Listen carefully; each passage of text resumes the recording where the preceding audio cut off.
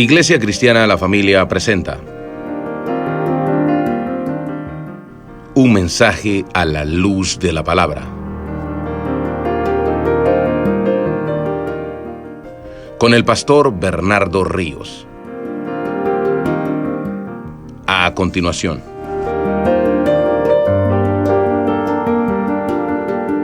Darle al Señor con gratitud. El Señor es nuestro proveedor y todo lo que tenemos es suyo. Y de lo recibido de su mano, decía David, ¿verdad? Te damos, Señor. Por favor, abran su Biblia en Juan capítulo 18, versículo 1.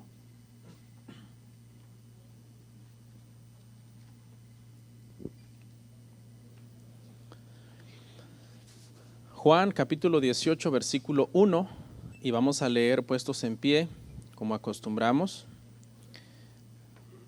Si no lo puede hacer, no se preocupe, si no puede estar en pie. Los años no pasan en balde y ya las rodillas, las articulaciones fallan y todos vamos a llegar a un momento en donde ya no va a ser en pie. Solo los jóvenes en pie. Y todos los que predicando acá sentaditos, aquí arriba. Bueno, dice la palabra del Señor: habiendo dicho Jesús estas cosas, salió con sus discípulos al otro lado del torrente de Cedrón, donde había un huerto en el cual entró con sus discípulos. Ore por mí. Padre, te doy gracias en este momento. Ayúdame, Señor, a enseñar tu palabra, a enseñarla de una forma clara, a no dar rodeos en cosas que quizás son confusas o enredadas, sino que tu Espíritu Santo me guíe para que cada versículo sea como una flecha, Señor, directa al corazón, y cada parte que vamos a analizar llegue a tierra fértil, Señor, a tierra buena en nuestra vida. Basado en eso, Señor, demos fruto, Señor. Demos fruto, pues debemos de ser responsables, Señor. Si buena semilla es sembrada en nuestro corazón, entonces buen fruto debemos dar como hijos tuyos, Señor. Ayúdanos. En este momento te quiero servir a ti primeramente, pero también quiero servir a mi prójimo, Señor, exponiendo tu palabra. Amén. Amén. Siéntense, hermanos, y muchas gracias por estar en pie. Ya pronto, hermanos. Ya pronto terminamos. Evangelio de Juan, tema número 39. Entramos a la recta final. Aquellos que saben de fútbol, creo que la recta final le llaman cuando el primer tiempo llega a 40 minutos. Recta final, 5 minutos más. Y esta recta final en el Evangelio de Juan consta de 4 capítulos finales. Después de haber terminado una larga sección de 5 capítulos en el aposento alto, Jesús hablando con sus discípulos, esta recta final, hermano, de 4 capítulos trata sobre el arresto. Tome notas: el arresto, el juicio de Jesús, la crucifixión de Jesús y el acto más glorioso en esta historia de la humanidad, que es la resurrección de Cristo. Nos ha costado 17 capítulos para llegar aquí, pero este era el clímax al que apuntaba todo el libro. Todo lo que hemos venido construyendo hasta aquí es para poder llegar a entender estas doctrinas, hermano, que son fundamentales para el cristianismo. Solo leímos el verso 1, pero el día de hoy, con la ayuda de Dios, trataremos de hacer una hazaña en la cual vamos a llegar hasta el verso 27. Es un gran trecho, pero lo dividí de una forma estratégica para que avancemos grandes tramos, analizando solamente lo más esencial de esos tramos, tomando en cuenta que partes de esos tramos ya los hemos visto en temas pasados. Entonces no los estamos ignorando, sino simplemente ya los hemos tocado a lo largo de todo el Evangelio de Juan. Tema: el día de hoy le puse por título a esta sección, hermanos, la grandeza de Cristo. ¿Cuántos creen que Cristo es grande, poderoso, Dios fuerte, Padre eterno, príncipe de paz? Todos los atributos y nombres hermosos que tiene nuestro Señor y Salvador. para que usted se ubique un poco, hermano, lo que vamos a ver es dos grandes verdades cristianas, y es, por un lado, la grandeza de Cristo, que es la que nos vamos a centrar, pero como que de repente vamos a hacer un contraste entre la grandeza de Cristo y la bajeza del ser humano. Cuando digo bajeza ahí, hermano, no quiero decir que el ser humano no sirve para nada o no vale nada, sino me refiero a cómo Cristo procedió en este momento de presión, en donde él iba a ser arrestado y enjuiciado, cómo Cristo procedió y cómo procedió el hombre. Cristo procedió con grandeza y los hombres que estaban alrededor de él mostraron prácticamente lo malvado o desleal que puede llegar a ser el corazón del ser humano. Lo vamos a ver en cosas como, por ejemplo, la deslealtad de Judas hacia Cristo y la lealtad de Cristo hacia su Padre. La falta de poder de los que arrestaron a Cristo y el poder de Cristo en medio de su arresto. La corrupción de los sacerdotes que le hicieron un primer juicio al Señor y la perfección de Cristo en cómo reaccionó mientras lo estaban enjuiciando. Y por último, lo vamos a ver también en la valentía de Cristo ante la cruz y la cobardía de Pedro al negar al Señor. Entonces, por eso es que el tema es la grandeza de Cristo, porque al analizar estas partes sale a luz eso, qué grande, qué majestuoso es Él, qué superior es sobre todos los seres humanos, y cómo la bajeza de los seres humanos en Judas actuó para traicionarlo, en los que lo arrestaron para ser injustos, en los que lo enjuiciaron para ser corruptos y lamentablemente en el caso de Pedro para ser cobardes. Aunque sabemos que este era un hermano, ¿no? Uno de nuestros hermanos que falló. Nuestro primer encabezado, hermano, se titula Cristo estaba en control de la situación. Cristo estaba en control de la situación. Vamos a leer una vez más el verso 1, pero vamos a ir hasta el 4. ¿Lo tiene? Si no trae Biblia, ahí está en pantalla. Habiendo dicho Jesús estas cosas, salió con sus discípulos al otro lado del torrente de Cedrón, donde había un huerto, en el cual entró con sus discípulos y también Judas, el que le entregaba, conocía aquel lugar, porque muchas veces Jesús se había reunido allí con sus discípulos. Judas, pues, tomando una compañía de soldados y alguaciles de los principales sacerdotes y de los fariseos, fue allí con linternas y antorchas y con armas. Pero Jesús, sabiendo todas las cosas que habían de sobrevenir, se adelantó y les dijo: ¿a quién buscáis? ¿Ok? Esta es nuestra primera parte. Y en esta parte lo que vemos, hermanos, es que Cristo está en control de la situación. No es que el ministerio de Jesús está a punto de entrar en una crisis porque resulta que Dios está perdiendo el control de las cosas y del plan de redención que tenía hacia el ser humano, sino todo lo contrario.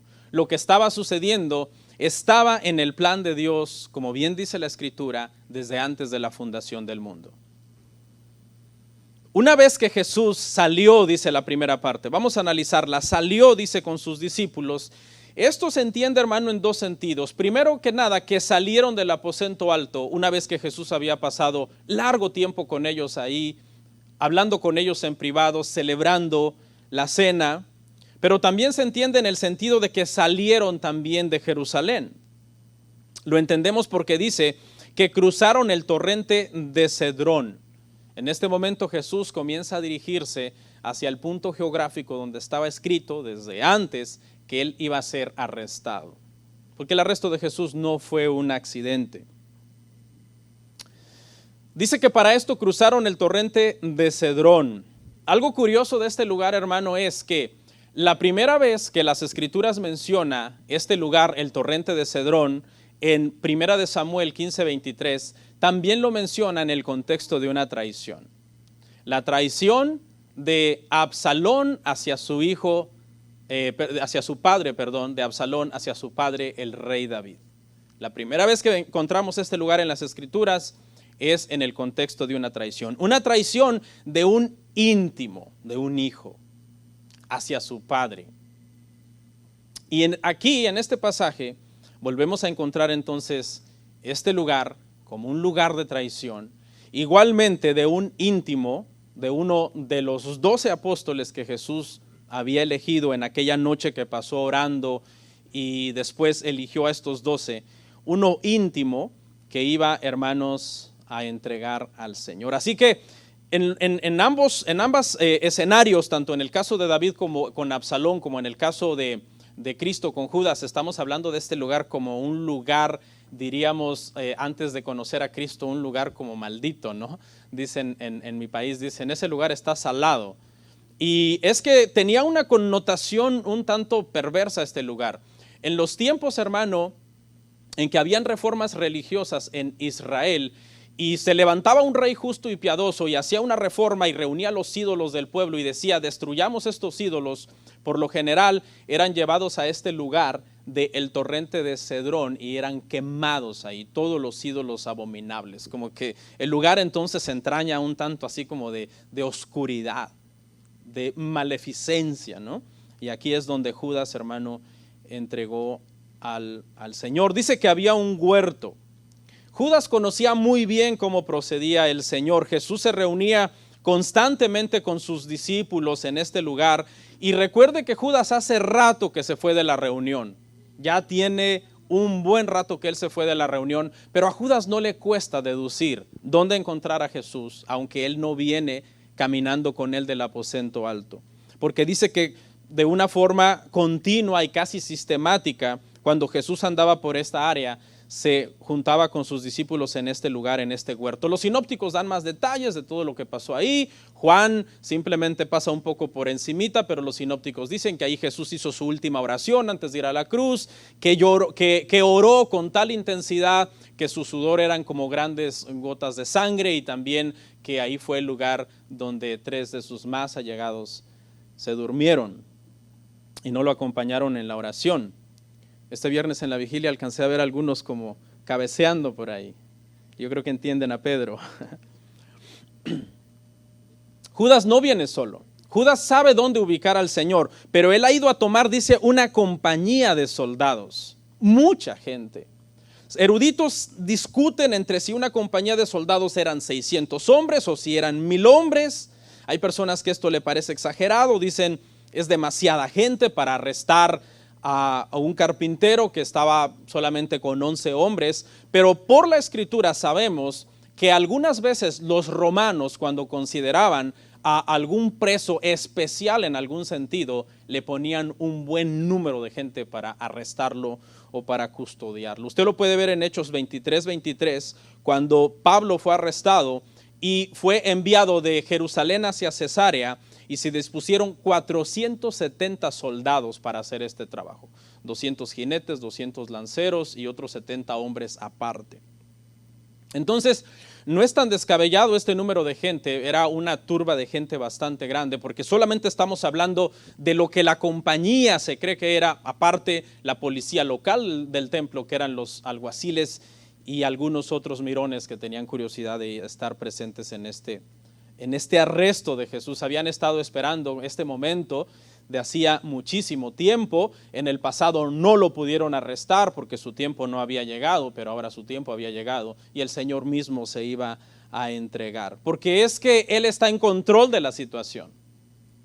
¿Okay? No son los hombres. Pareciera desde el punto de vista humano que toda esta gente con todas estas armas y toda esta preparación militar están en control, y no es así. El que está en control es el Señor. Lo vemos en la última frase, donde dice: Jesús, sabiendo todas las cosas que habían de sobrevenir, se adelantó. Él se adelantó. Esto habla de la omnisciencia de Cristo y habla de cómo lo que está pasando está en el plan de Dios. Los sinópticos, aquí Juan no lo dice, los sinópticos dicen que Judas llega y besa al Señor. No besaban, en aquel entonces se acostumbraba este ósculo santo entre los hermanos, ¿no? Y se instituyó ya en la iglesia, en las epístolas, en los hechos, se volvió ya algo como institucional, pero no se besaba a cualquiera. Tú no llegabas y besabas a un extraño. Tenía que haber una cierta intimidad de amistad y de cercanía. Entonces, cuando Judas besa al Señor, está diciendo que hay una intimidad, que hay una cercanía. Y esto lo único que hace es que su traición sea más despreciable. O sea, el beso de Judas hace que la traición de él sea más despreciable, porque él mismo está diciendo con este beso el nivel de hipocresía, hermanos, al que puede llegar una persona. Esta traición de Judas, hermano, es un claro ejemplo de qué tan depravado puede llegar a ser un hombre sin Dios, un hombre sin temor de Dios. La segunda parte, el segundo encabezado, hermanos, el poder de Cristo en medio de la crisis. El poder de Cristo en medio de la crisis. Vamos a leer varios versos, del 5 al 11.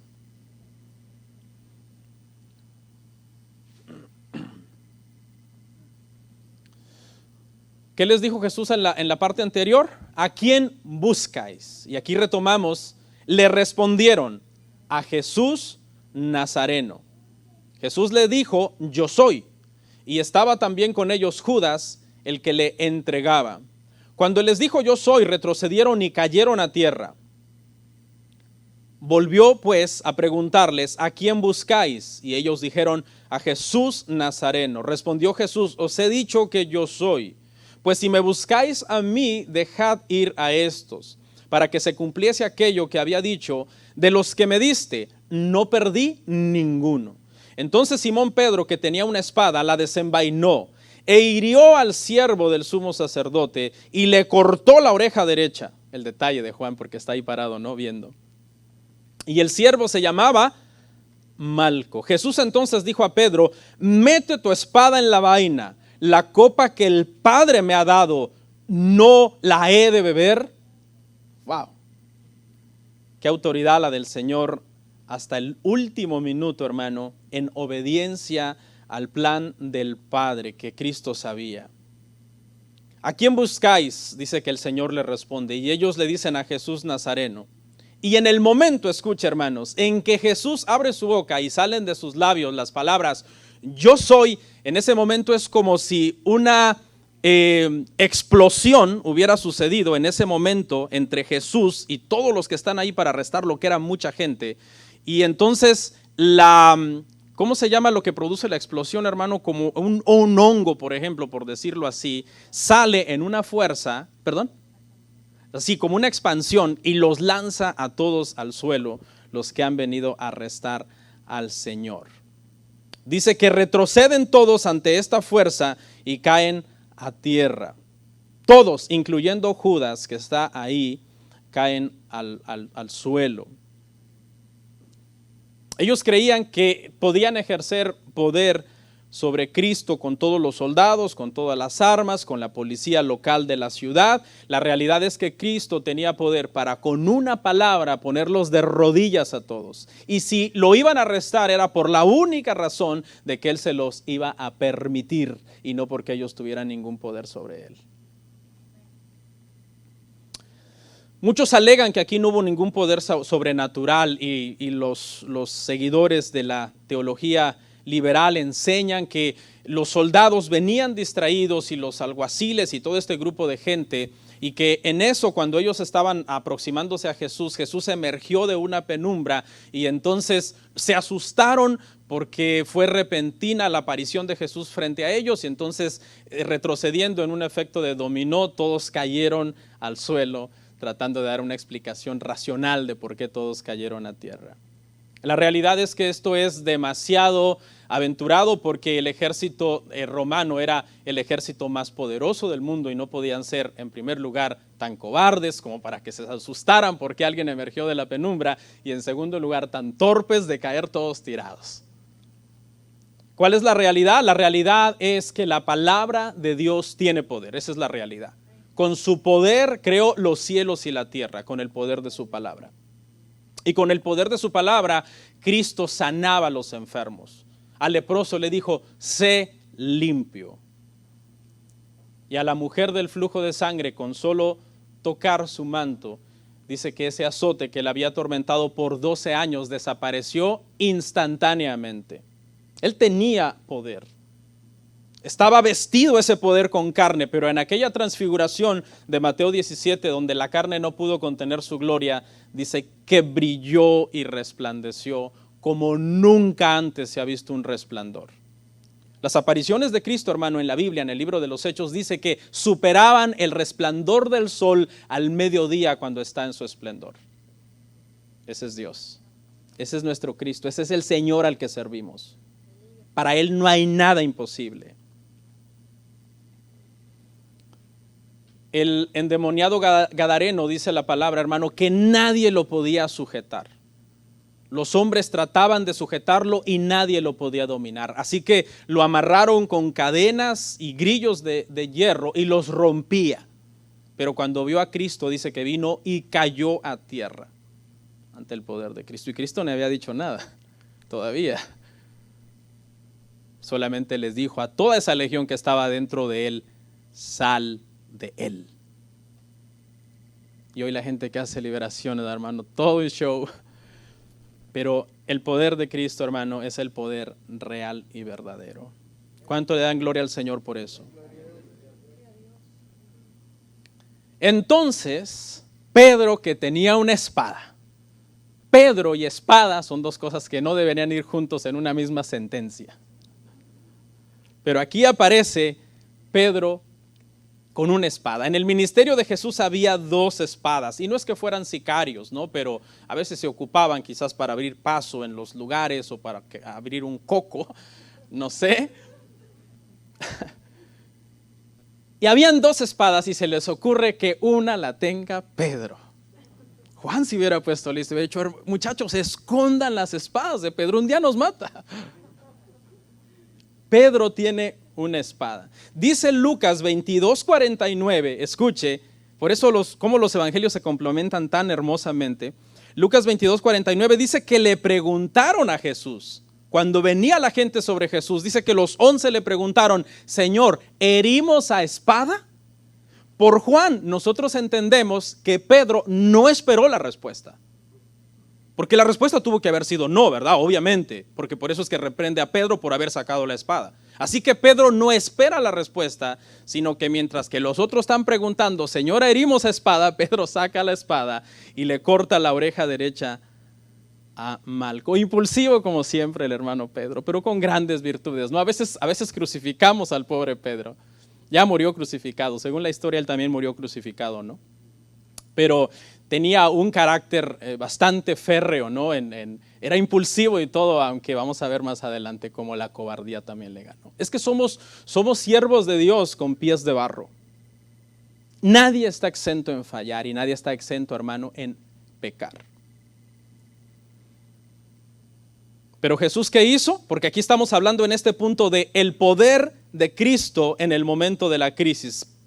Cristo lo que hace, según Lucas 22:51, porque esta parte no la aclara necesariamente Juan, pero en Lucas 22:51 dice que Jesús sana a Malco, él sigue bajo control de todas las cosas. Y él es el que tiene el poder. Él es el que tiene poder para que por medio de su palabra estas personas caigan postrados a tierra ante él, y él es el que tiene poder para que uno de sus enemigos que ha venido a arrestarle sea sanado.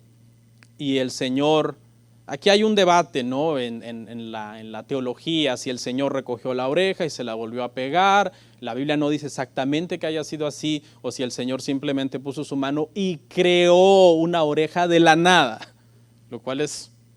Esta gente, en lugar de arrestar a Jesús, debió haber caído de rodillas y adorarle y decir, nos equivocamos, tú eres Dios. Todos estos que nos mandaron a arrestarte están mal. Pero fíjese la dureza del corazón del hombre, porque ya habían decidido desde tiempo atrás, este hombre tiene que morir. Ok, entonces esta parte que sigue aquí, hermano, quiero que esté atento en su Biblia. Yo tengo la Reina Valera, porque estos tramos son grandes y quiero explicarles por qué los puse juntos a pesar de que son grandes. En la Reina Valera a mí me aparece primero en el verso 12, Jesús ante el sumo sacerdote, y luego abajo en el verso 15, Pedro en el patio de Anás. Esas dos porciones las vamos a unir bajo un solo encabezado, porque es la parte donde Jesús llega a la casa del sumo sacerdote y donde también Pedro llega a la casa del sumo sacerdote. ¿Ok? Y luego las dos partes que siguen las vamos a ver en el siguiente encabezado, en el último, en donde ya es que Jesús está siendo interrogado en la casa del sumo sacerdote y también Pedro. Entonces esas dos partes también las vamos a unir, aunque son enormes, del verso 19 hasta el 27. La primera parte va del 19 al 24, la interrogación de Jesús, y luego la segunda va del 25 al 27, la interrogación de Pedro. Pero las vamos a poner en un solo espacio, ¿ok? Vamos a ver entonces la primera, hermano. Jesús y Pedro en la casa del sumo sacerdote. Yo no sé si los aires están apagados o algo así, veo que tienen algunos calor, ¿están todo bien? Si no, chequen los aires porque tenemos un issue ahí con los termostatos que les bajamos y se suben solos. Pero cuadren ahí, ¿ok? Bueno, del 12 al 18, ¿listos? Entonces la compañía de soldados, el tribuno y los alguaciles de los judíos prendieron a Jesús y le ataron. Y le llevaron primeramente a Anás, porque era suegro de Caifás, que era sumo sacerdote aquel año. Era Caifás el que había dado el consejo a los judíos, de que convenía que un solo hombre muriese por el pueblo. Okay, esa es la llegada de Cristo. Ahora continuamos en el verso que sigue, porque ahora es la llegada de Pedro al mismo lugar. Y seguían a Jesús Simón Pedro y otro discípulo. Y este discípulo era conocido del sumo sacerdote. Y entró con Jesús al patio del sumo sacerdote, mas Pedro estaba afuera, a la puerta. Salió pues el discípulo que era conocido del sumo sacerdote, y habló a la portera, e hizo entrar a Pedro. Entonces la criada portera dijo a Pedro: ¿no eres tú también de los discípulos de este hombre? Dijo él: no lo soy. Y estaban en pie los siervos y los alguaciles que habían encendido un fuego, porque hacía frío, y se calentaban, y también con ellos estaba Pedro en pie calentándose. ¿Ok? Es como que aquí como que vamos a ir back and forth, ¿no? Vamos a ir a Jesús llegando a la casa del sumo sacerdote, luego Pedro, luego Jesús en el juicio, luego Pedro en el juicio, y vamos a estar yendo de uno a otro porque están intercalados ambos pasajes. ¿Ok? Vamos a ver entonces, hermano, dice que la primera parte, cuando a Jesús lo arrestan, porque ya vimos que Él lo permite, lo primero que hacen es atarlo. Dice que lo atan, lo cual desde nuestro punto de vista parece una necedad, porque ¿quién puede atar a Cristo, que con una sola palabra podía ponerlos a todos de rodillas? Era prácticamente necio, pero parece que la escritura debe de cumplirse, y entonces el sacrificio tenía que ser atado, ¿no? Como cuando Abraham ató a Isaac y lo llevó al lugar de sacrificio, y como cuando se escogía el cordero para el día de la expiación y también era llevado atado al lugar donde iba a ser la expiación de los pecados del pueblo. Entonces este es como una figura de lo mismo, de atar al Señor, quien siendo Dios no puede ser detenido por nada, sin embargo siendo obediente también, dice Filipenses, hasta la muerte se dejó amarrar por estos simples seres humanos. Y dice que primero lo llevan ante Anás. Este Anás, hermano, no es el sumo sacerdote en turno, es el suegro del sumo sacerdote en turno.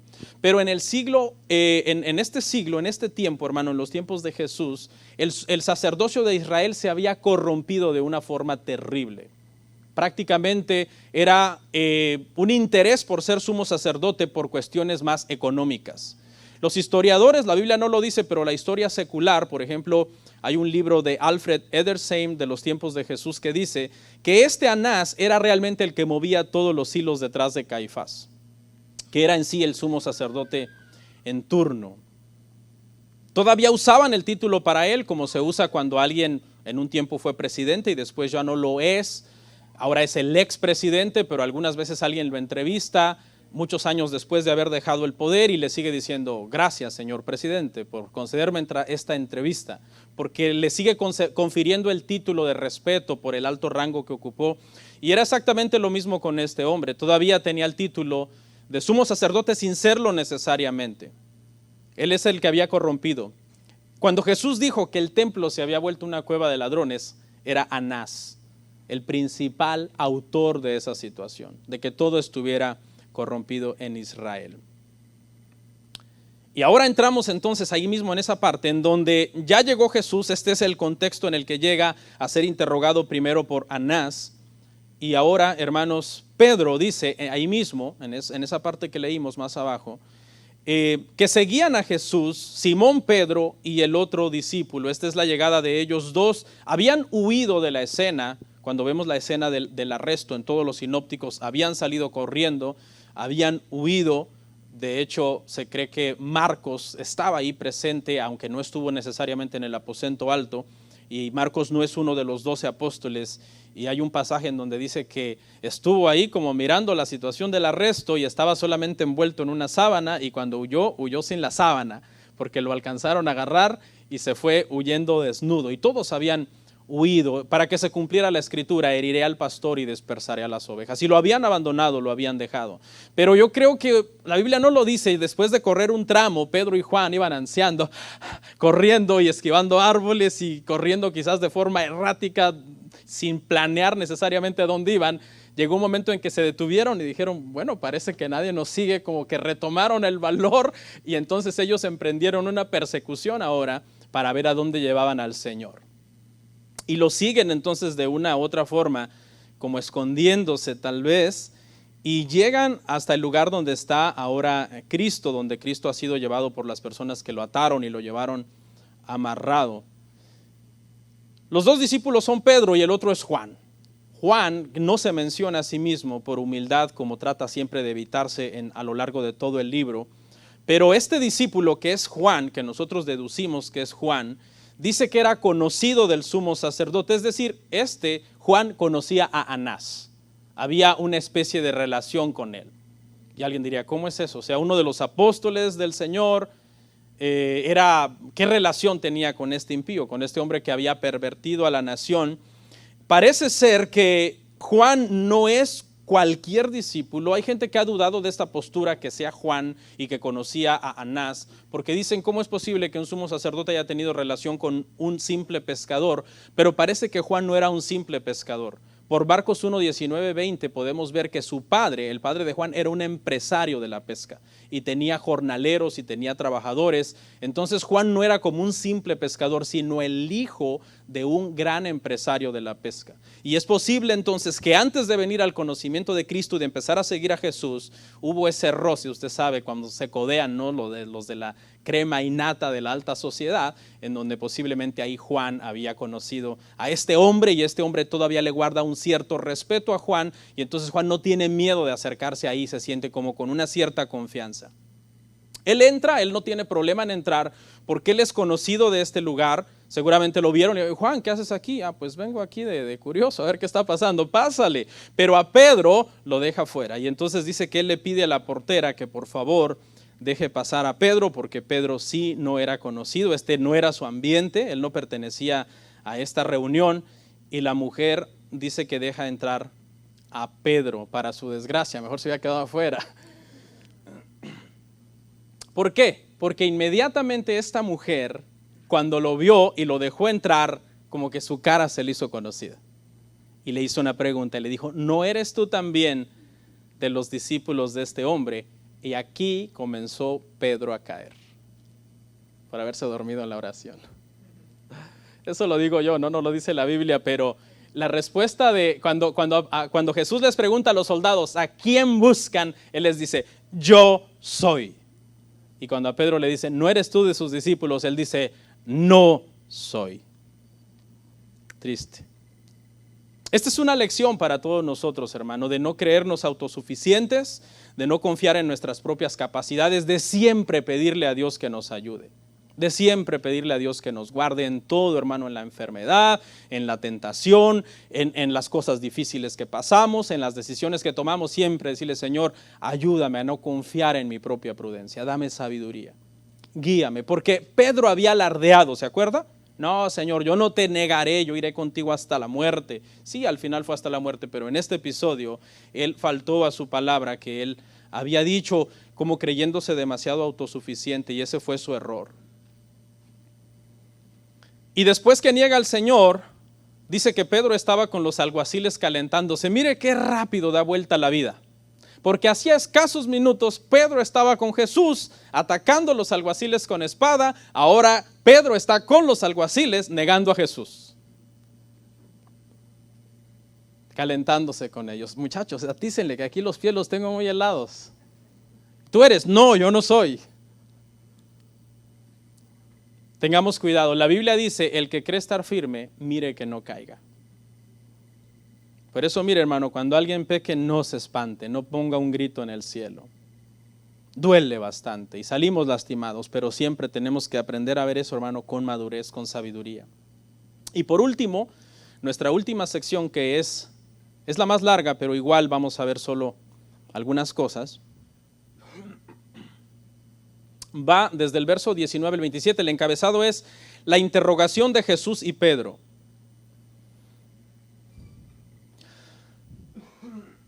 Verso 19 al 27. Leemos.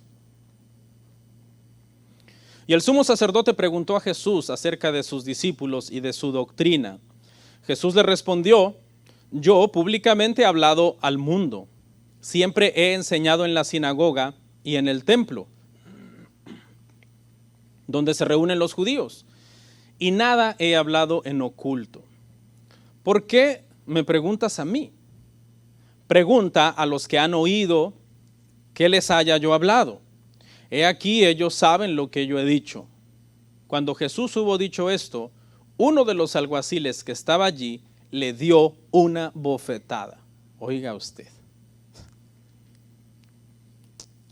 Y diciendo, ¿así respondes al sumo sacerdote? Jesús le dijo, si he hablado mal, testifica que está mal. Y si bien, ¿por qué me golpeas? Anás entonces le envió atado a Caifás, el sumo sacerdote. ¿Se acuerda que le dije que Anás no era el sumo sacerdote, sino solo llevaba el título? Y este juicio era ilegal porque a él no le correspondía. Entonces lo envía al verdadero sumo sacerdote. Y continuamos en la sección que sigue. Porque acaba la interrogación de Jesús, pero sigue la interrogación de Pedro que comenzó en el bloque anterior. Estaba pues Pedro en pie calentándose y le dijeron, ¿no eres tú de sus discípulos? Él negó y dijo, no lo soy.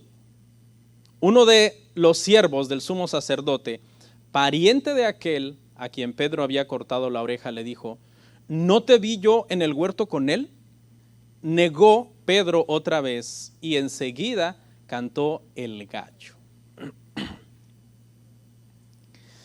Primero empieza la interrogación de Anás. En realidad este juicio era una farsa de principio a fin.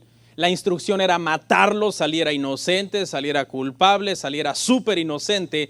Ya se había decidido desde Juan 11:47 al 53, hace rato que lo vimos eso, cuando se había dicho es necesario que él muera por el bien de todo el pueblo. Y dice que sin saberlo, Caifás estaba profetizando la muerte de Cristo. Ya lo explicamos por qué y todo, ya lo vimos. Así que este juicio es solamente un teatro. Y como Jesús sabe que realmente no tiene ningún interés en considerarlo inocente hasta que se demuestre su culpa, porque ya lo han considerado culpable desde el principio, entonces en lugar de ponerse a darles una explicación, miren muchachos, yo junté a estos discípulos, esta es mi doctrina, esto es lo que enseño, porque eso es lo que le están preguntando. ¿Qué dices de tus discípulos? ¿Qué dices de tu doctrina? Jesús dice, no me interesa responder esa pregunta de esa manera, todo esto es un teatro. Ustedes bien saben lo que yo enseño, esto no es una hermandad secreta, yo he estado predicando en público desde siempre. Y si quieren saber qué es lo que enseño, que ya lo sabían, pero nada más era una pregunta tramposa, Jesús les estaba diciendo, si ustedes bien saben lo que yo enseño, pero si quieren, vayan a preguntarle a los que me han oído. Esta respuesta de Jesús, hermano, a la pregunta de Anás, enfureció a uno de los policías que estaban ahí, porque eso es lo que eran los alguaciles, una especie de policía local que se dedicaban al cuidado del templo. Y entonces le dio una bofetada a Dios.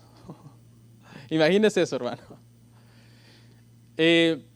yo creo que es bien vergonzoso un escenario, ¿no, hermano? Donde a uno, por ejemplo, de adulto, alguien te bofetee en público con otras personas, rodeado con otras personas, y te den una bofetada. No sé, yo creo que es una escena que te marca para siempre, ¿no? Y quisieras tal vez morirte allí o desaparecer, y tu cara se ha de llenar de sangre y se ha de poner roja.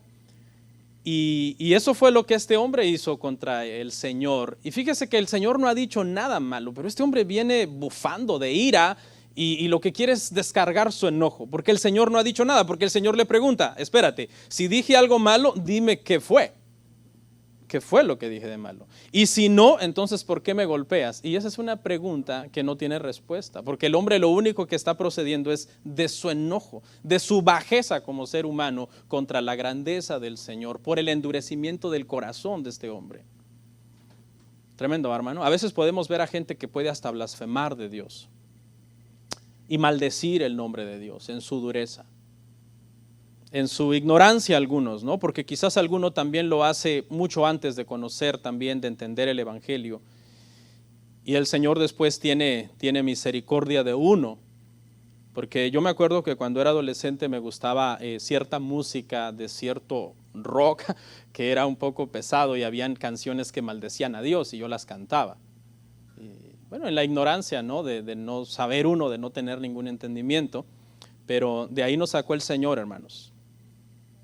Y eso es un testimonio para ver qué tan bueno es el Señor y qué tan maravilloso es con nosotros.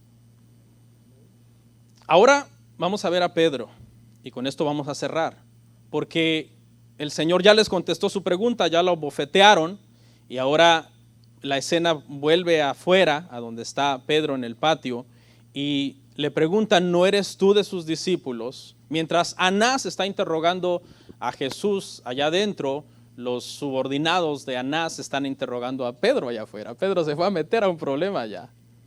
Allá lo tienen también haciéndole preguntas contra la espada y la pared. Y esta era la segunda pregunta, porque ya había negado la primera vez en el bloque anterior. Y esta era su oportunidad de reivindicarse. Esta era la oportunidad de haber estado meditando. ¿Se acuerda que en el último bloque él se queda en una fogata calentándose con ellos?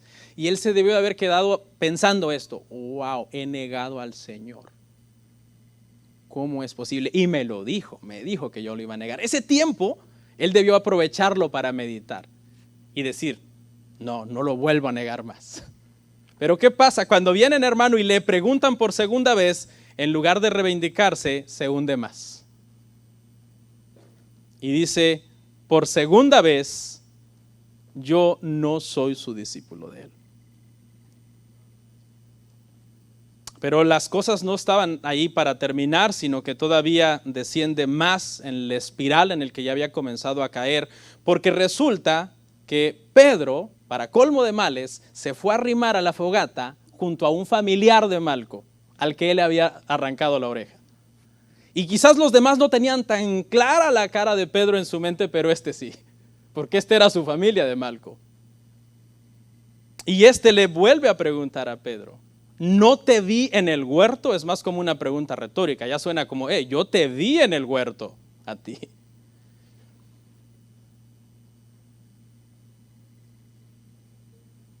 Y entonces, hermanos, Pedro, para que se cumpliera lo que Cristo le había dicho, antes de que cante el gallo 3 veces me vas a negar, lo niega por tercera vez. Y dice en la última parte del pasaje, enseguida cantó el gallo. Y qué hermoso es sincronizar, hermano, los sinópticos con Juan, porque si no lo sincronizamos no entendemos por qué dice en Lucas 12:61, que en ese momento Pedro hace contacto visual con Jesús. Si no lo vemos a la luz de los 4 evangelios, no lo entendemos, porque tú dices, ¿en qué momento hicieron contacto visual si Jesús está dentro y Pedro está afuera? Y cuando lo entiendes y te vas al bloque anterior y dice que después que Anás lo interrogó, ¿qué hizo con Jesús? Lo sacó fuera y lo dirigió ¿hacia dónde? Hacia Caifás. Y es en ese momento cuando Jesús sale de la parte de dentro del edificio donde está y sale y comienza a caminar afuera, que en ese momento, justo en ese momento, hermano, Pedro está diciendo no, y ambos hacen contacto visual y en ese segundo el gallo canta. ¿Qué le parece esta película, hermano? ¿Más drama? Imposible. Porque yo antes me preguntaba, ¿cómo hicieron contacto visual si Pedro estaba fuera y Jesús estaba dentro? Pero vemos por los sinópticos que Anás saca a Jesús y lo comienza a encaminar a la casa de Caifás. Y es en ese momento que Pedro lo niega por tercera vez. 3 cosas suceden, mire, espectaculares. Lo niega por tercera vez, lo voltea a mirar, lo está mirando cuando lo está negando y en ese momento canta el gallo. Así o más exacto, lo que Jesús le había dicho a Pedro. Pedro, yo te digo, que de cierto te digo, antes de que cante el gallo, esta misma noche, tú me vas a negar 3 veces. No, Señor, no te voy a negar, Señor. A veces le hacemos promesas al Señor, hermano, y no se las cumplimos. No, Señor, ahora sí, va la buena. Ahora sí, voy a servir. Y otra vez se desinfla la llanta. Hay gente que son como llantas, hay que echarles aire una temporada. ¿No le ha pasado que tiene una llanta de carro que tiene un hoyito chiquito y usted le echa aire y un día sale y ya está otra vez baja? Y uno a veces por desidia dice, no, ahí paso a echarle aire otra vez. No, yo tuve un asunto así con una recientemente y fui a comprar llantas y le dije al muchacho, ¿y esta llanta qué me aconsejas con esta llanta que paso echando el aire cada mes y medio? Ahorita te la arreglo de gratis. Gracias, Señor. Ni de gratis porque me están comprando otras, pero si no, no. Y hay gente así, hermano, que es como una llanta ponchada, hermano, o pinchada, no sé cómo dicen en su país. Que son como temporaditas que tienen aire y luego se desinflan y vienen a un culto y le echamos aire ahí otra vez. Y no es así, hermanos. Tengamos cuidado, hermano. La lección de Pedro es una lección para nosotros. Estoy leyendo un libro de los mártires cristianos y dice que en una ocasión en China un general del ejército le puso el arma a un cristiano y le dijo, ¿eres cristiano? Y el hombre le dijo, sí. Y el hombre dijo, qué tonto, déjenlo, este es un tonto, no sabe lo que dice, que se vaya. Y le preguntaron, ¿por qué te atreviste a decir si soy cristiano con un arma en el pecho? Y él dijo, lo que pasa es que hace unos días acabo de leer el evangelio donde dice que Pedro negó a Jesús. Pero la parte en la que no quiero caer es en la parte donde dice que después de haberlo negado, Pedro salió y lloró amargamente. Tengamos cuidado. Vamos a orar. Comparte, suscríbete, dale like. Gracias por tu sintonía. Hasta la próxima. Bendiciones.